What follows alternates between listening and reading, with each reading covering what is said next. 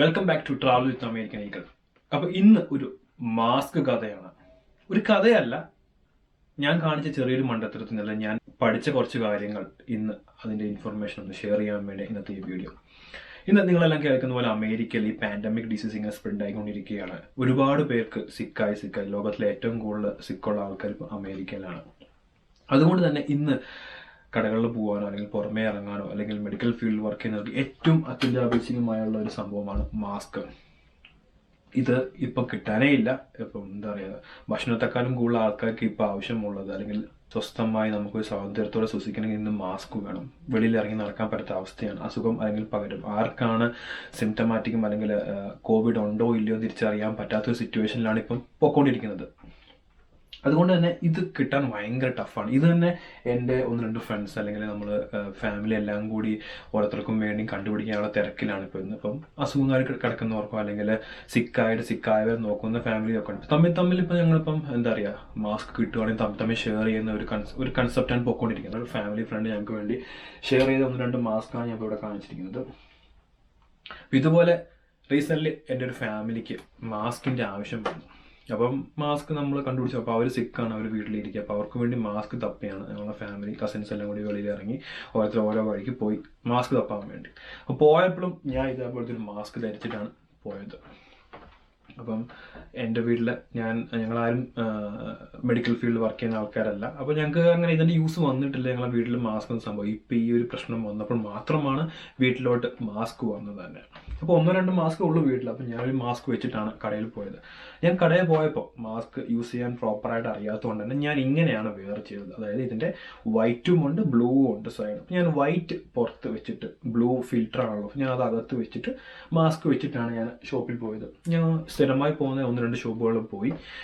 അവിടെ ഒന്നും മാസ്ക് ഇല്ല, അവിടെ ഒന്നും സ്റ്റോക്ക് ഇല്ല. അതുകൊണ്ട് ഞാൻ കുറച്ചും കൂടി ദൂരെ ഒരു കടയിൽ ഒരു സൂപ്പർ മാർക്കറ്റിൽ പോയി ഞാൻ ഷോപ്പിൽ ചെന്നു. ആ സൂപ്പർ മാർക്കറ്റിൻ്റെ തിങ്സ് ഒക്കെ എവിടെ ഇരിക്കുന്നത് എനിക്ക് പ്രോപ്പർ അറിയത്തില്ല. അതുകൊണ്ട് തന്നെ ഞാൻ കുറേ നടന്നു, ഒരു അരമണിക്കൂർ ആ ഷോപ്പിൻ്റെ അകത്തും അങ്ങോട്ടും ഇങ്ങോട്ടും നടന്നിട്ട് മെഡിക്കൽ ഫീൽഡിലും സർജിക്കൽ ഐറ്റംസിൻ്റെയും ഒക്കെ സ്ഥലത്ത് പോയി നോക്കിയിട്ട് മാസ്കിൻ്റെ ഒരു ബോക്സോ ഒന്നും കാണാൻ തന്നെ ഇല്ല. ഒരു പക്ഷേ സ്റ്റോക്ക് ഇല്ലായെങ്കിൽ സ്റ്റോക്ക് ഉണ്ടായെങ്കിൽ അറിയത്തില്ല. അപ്പോഴാണ് ഞാനൊരു സ്റ്റോർ മാനേജറിൻ്റെ ഒരു ലേഡി അവിടെ സ്റ്റോക്കിൻ്റെ കൗണ്ട് എടുക്കുന്നു. അവർ സ്കാനിങ് മെഷീൻ വെച്ചിട്ട് ഓരോന്നിനെയും കൗണ്ട് എടുത്തുകൊണ്ട് പോയിക്കൊണ്ടിരിക്കുകയാണ്. അപ്പോൾ ഞാൻ ജസ്റ്റ് പോയിട്ട് hi, can you do me a favor for me? പുള്ളിക്കാരി yes sure tell me. അപ്പോൾ ഞാൻ പറഞ്ഞു I'm looking for some mask or like mask and gloves. Can you help me? Where can I find it?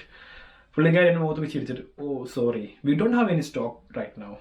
It's been out of stock for more than a month. അതുകൊണ്ട് ഇവിടെ സ്റ്റോക്കൊന്നും ഇല്ല, ഒരു മാസമായിട്ട് stock ഒന്നും വന്നിട്ടില്ല. അതുകൊണ്ട് തന്നെ മാസ്ക് ഇവിടെ കിട്ടില്ല. Oh that's fine thank you എന്ന് പറഞ്ഞ് ഞാൻ മുന്നോട്ട് നടക്കാൻ തുടങ്ങി. ഇപ്പോൾ പുള്ളിക്കാരി എന്നോട് ചോദിച്ചു ആർ യു സിക്ക്? ഞാൻ പറഞ്ഞു നോ ഐ എം നോട്ട്. അപ്പം എനിക്ക് എൻ്റെ അകത്ത് എന്തുകൊണ്ടാണ് പുള്ളിക്കാരി ചോദിച്ചത്, ക്യൂരിയോസിറ്റി എൻ്റെ അകത്ത് വന്നു. ഞാൻ പുള്ളിക്കാരോട് ചോദിച്ചു വാട്ട് ഹാപ്പൻ? പുള്ളിക്കാരി എന്നോട് പറഞ്ഞു you wear the mask in wrong side. അപ്പോൾ ഞാൻ കൺഫ്യൂസ് ആയി. ഞാൻ അങ്ങനെ മാസ്ക് വെക്കുന്നത് എങ്ങനെയാണെന്ന് എവിടെയും ചോദിക്കുകയോ ആരോടും ചോദിക്കുകയോ പറയുകയോ ചെയ്തിട്ടില്ല. അപ്പോൾ ഞാൻ കൺഫ്യൂസ്. അപ്പം ഞാൻ ചോദിച്ചു എന്താണ് പ്രോബ്ലം? പുള്ളിക്കാരി എന്നോട് പറഞ്ഞു നീ സിക്ക് അല്ലെങ്കിൽ you want to wear like this. അതായത് ഈ ഫിൽറ്റർ പുറത്ത് വരണം. നീ സിക്കാണെങ്കിൽ മാത്രമേ ഈ ഫിൽറ്റർ അല്ലെങ്കിൽ ഈ ഫിൽറ്റർ ബ്ലൂ സൈഡ് അകത്ത് വരാവൂ. അതായത് നീ സിക്കാണ്, നീ ചുമക്കുകയോ തുമ്മുകയോ ചെയ്യുകയാണെങ്കിൽ നിന്റെ സിറ്റുവേഷൻ പുറത്തു പോകാതിരിക്കാൻ വേണ്ടിയാണ് ഈ ഫിൽറ്റർ പുറത്ത് വെക്കുന്നത്. ഇപ്പം നീ സിക്ക് അല്ലെങ്കിൽ നിനക്ക് പുറമേ ഉള്ള ഫിൽറ്ററാണ് അല്ലെങ്കിൽ നിങ്ങൾക്ക് സെക്യൂർ ആണ്. പുറമേ വരുന്ന എയറോ അല്ലെങ്കിൽ എയർ ഡ്രോപ്സിലുള്ള എന്തെങ്കിലും വൈറസ് ആണ് ബ്ലോക്ക് ചെയ്യണമെങ്കിൽ നീ ഇങ്ങനെ വെയർ ചെയ്യണം. പുള്ളിക്കാരി വളരെ സിമ്പിളായിട്ട് പൊളൈറ്റായിട്ട് എന്നോട് പറഞ്ഞു. അപ്പോൾ ഞാൻ ഞാൻ അക്സെപ്റ്റ് ചെയ്തു. കാരണം ഞാൻ ഓൾറെഡി ആ മാസ്ക് വെക്കാൻ തുടങ്ങിയിട്ട് 3 hours കഴിഞ്ഞ് കാണും. ഷോപ്പിൽ കയറി ഇറങ്ങി 3 hours കഴിഞ്ഞു. അപ്പോൾ എനിക്ക് ഇനി ഒരിക്കലും തിരിച്ചു വെക്കാൻ പറ്റത്തില്ല. അപ്പം ഞാൻ പറഞ്ഞു ഫൈൻ, ഞാനിപ്പോൾ ഇങ്ങനെ തന്നെ വെക്കാം, എന്നിട്ട് ഞാൻ ഇനി തൊട്ടത് കറക്റ്റ് ചെയ്തോളാം. ഞാൻ താങ്ക്സ് ഒക്കെ പറഞ്ഞു വീണ്ടും മുന്നോട്ട് പോകുന്ന നേരത്തെ പുള്ളിക്കാരോട് പറഞ്ഞു why don't you try DIY mask, you can solve the issues. പുള്ളിക്കാരൻ ജസ്റ്റ് ഒരു അഡ്വൈസ് പോലെ എന്നോട് പറഞ്ഞു. അപ്പോൾ ഞാൻ എൻ്റെ DIY മാസ്ക് ഒരു ഫിൽറ്ററിൻ്റെ പേര് വല്ലതും ആയിരിക്കും. ഞാനത് അക്സെപ്റ്റ് ചെയ്തു. ഞാനത് വീണ്ടും ചോദിച്ചൊന്നുമില്ല. കുറേ നേരം ആയാലും വെളിയിൽ ഇറങ്ങി ഞാൻ വേഗം വീട്ടിലോട്ട് പോകുന്നു. വീട്ടിൽ വന്ന് ഞാൻ ഗൂഗിൾ ചെയ്ത് നോക്കി DIY മാസ്ക്. അതെന്താ ഞാൻ ആദ്യമായിട്ട് കേൾക്കുന്ന പേര് DIY മാസ്ക്. നമ്മൾ നോർമലി കേൾക്കാനുള്ള മാസ്കിൻ്റെ പേര് ഇപ്പം സർജിക്കൽ മാസ്ക് എന്നും അല്ലെങ്കിൽ ഇതൊരു കോമൺ മാസ്ക് ആണ് സർജിക്കൽ മാസ്ക്. ഇതൊരു കോമൺ മാസ്ക്. അതല്ലാതെ N95 മാസ്ക് ഒക്കെയാണ്. സോ ബേസിക്കലി മാസ്കിന്റെ യൂസ് പറയുകയാണെങ്കിൽ ഇത് ഡോക്ടേഴ്സും അല്ലെങ്കിൽ ഹോസ്പിറ്റൽ യൂസിന് വേണ്ടി നേഴ്സും ഡോക്ടറും ഒരു പേഷ്യന്റിനെ ടേക്ക് കെയർ ചെയ്യുമ്പോൾ യൂസ് ചെയ്യുന്ന മാസ്കാണ്. മോസ്റ്റ്ലി ഹോസ്പിറ്റലിലാണ് ഇത് യൂസ് ചെയ്യുന്നത്. ഇതൊരു ഫുൾ എന്താ പറയുക, നമ്മുടെ ഫേസും നോസും ഒക്കെ കവർ ചെയ്യുന്ന ഒരു ഹെൽത്ത് മാസ്കാണ്. ഇനി ഇതല്ലാതെ N95 മാസ്ക് ഉണ്ട്. അത് മോസ്റ്റ്ലി ഒരു ഹൈ ആയിട്ട് ഇപ്പോൾ ഒരു സർജറി ചെയ്യുന്ന ഡോക്ടറോ അല്ലെങ്കിൽ ഒരു പേഷ്യൻറ്റ് അത്രയും ഡീപ്പായിട്ട് ടേക്ക് കെയർ ചെയ്യുക, അവരെ ട്രീറ്റ് ചെയ്യുമ്പോഴാണ് ഉപയോഗിക്കുന്നത് പക്ഷെ അത് റെസ്പിറേറ്ററി മാസ്ക് ആണ്. അതിന് ബ്രീത്ത് ചെയ്യാൻ കുറച്ച് ടഫാണ്.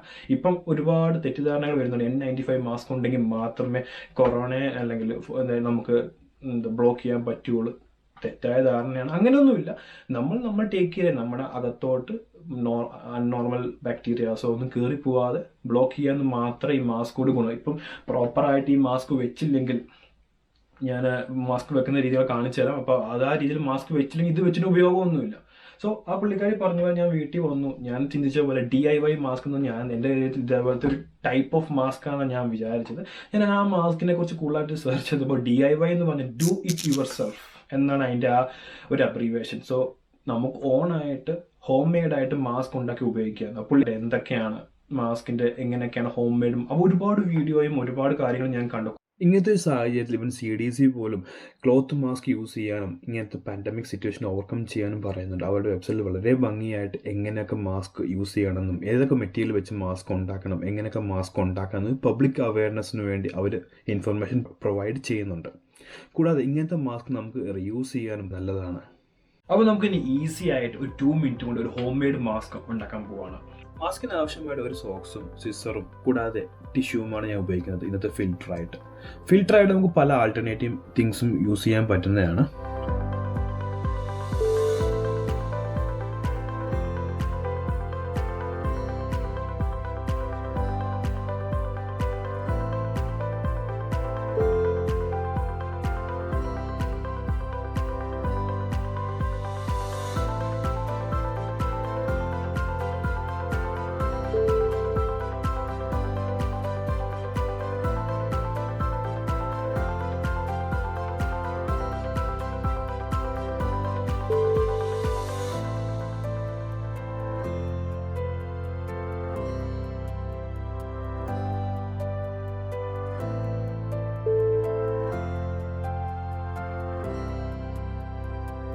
ഫൈനലി ഞാൻ ആ ടിഷ്യൂ ഫിൽറ്ററായിട്ട് നല്ലപോലെ ഫോൾഡ് ചെയ്ത് ആ മാസ്കിൻ്റെ അകത്ത് വെക്കുക. അപ്പോൾ നോർമലി ഇത് 3 ലെയറായി, ഓക്സിജൻ്റെ കോട്ടൺ 2 ലെയറും അകത്ത് ഈ ഫിൽറ്റർ പേപ്പർ നമ്മൾ 2 ആയിട്ട് ഫോൾഡ് ചെയ്ത് വെച്ചേക്കുകയാണ്.